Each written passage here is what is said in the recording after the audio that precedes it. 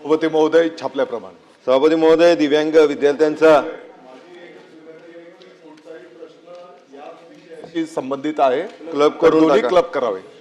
अभिजित वंजारी आणि प्रश्न क्रमांक 6 आणि प्रश्न क्रमांक 7 एकत्रित उत्तर माननीय शिक्षण मंत्री देणार आहेत. सभापती कालावधी महोदय, राहिलाय पावणे 2 5 मिनिट. एक मिनिटात फक्त विषय मांडतो सभापती महोदय. दिव्यांग विद्यार्थ्यांच्या क्रीडा शिक्षणाला तसेच अध्यापनाला चालना देण्यासाठी ज्याप्रमाणे समूह साधन केंद्रनिहाय क्रीडा शिक्षक आणि विशेष शिक्षकाची निवड करण्याचा निर्णय शासनाने केला आहे, त्याचप्रमाणे दिव्यांग विद्यार्थ्यांचे कौशल्य विकास होण्याच्या दृष्टिकोनाने तज्ज्ञ व्यक्ती या माध्यमातून सदर शिक्षण उपलब्ध करून देण्याबाबत शासन निर्णय घेणार आहे का, हा पहिला प्रश्न. आणि त्याचबरोबर सभापती महोदय, दिव्यांग विद्यार्थ्यांसाठी स्वतंत्र विशेष शिक्षक नियुक्त केल्यास त्यांचे शैक्षणिक समावेश अधिक प्रभावीपणे होणार आहे. तर कोकणात दिव्यांग क्षेत्रामध्ये सभापती महोदय मोजक्या शाळेत या क्षेत्रामध्ये कार्यरत आहेत. तर आपण या शाळांना शासन अनुदान तत्वावरती आणण्यासाठी शासन सकारात्मक विचार करणार का? त्याचबरोबर सभापती महोदय, तिसरा प्रश्न, दिव्यांग विद्यार्थ्यांच्या सर्वांगीण विकास होण्याच्या दृष्टिकोनाने डेटा, तंत्रज्ञान, प्रशिक्षित मनुष्यबळ, समन्वय आणि अकाउंटेबिलिटी या 5 बाबींवरती शासनाने भर देणे गरजेचे आहे. तर याबाबत शासनाची भूमिका काय आहे? आणि शेवटचा प्रश्न सभापती महोदय, ठाणे जिल्ह्यासाठी मंजूर करण्यात आलेले 103 क्रीडा शिक्षक पदांची सद्यस्थिती काय? आजपर्यंत किती क्रीडा शिक्षकांची प्रत्यक्ष नियुक्ती करण्यात आली? मंत्री महोदय.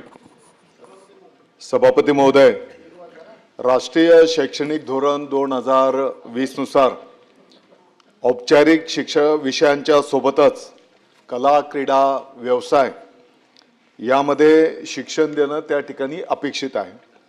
आणि म्हणून आत्ताच्या घडीला समूह साधन केंद्र आपल्या राज्यामध्ये 4860 आहेत. आणि प्रश्नोत्तराचा तास मंत्री महोदयांचं उत्तर होईपर्यंत वाढवण्यात येतो. आभारी आहे. अध्यक्ष महोदय, दिव्यांग विद्यार्थी अध्यापनाच्या साठी यापूर्वीच साधारणपणे 2984 विशेष शिक्षक त्या ठिकाणी माननीय सर्वोच्च न्यायालयाच्या निर्देशानुसार, आदेशानुसार त्या ठिकाणी त्यांना संधी देण्यात आलेली आहे. आणि येणाऱ्या काळामध्ये ज्या पद्धतीने 4860 आपले समूह साधन केंद्र आहेत, यामध्ये क्रीडाचेही विशेष शिक्षकांची भरती येणाऱ्या 2 महिन्याच्या मध्ये जे काही शिक्षक भरती होणार आहे त्या माध्यमातून हे संपन्न केलं जाणार आहे. अध्यक्ष सभापती महोदय, यापूर्वी पण 250 विद्यार्थ्यांच्या पाठीमागे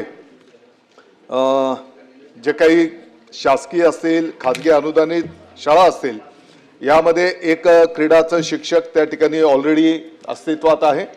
परंतु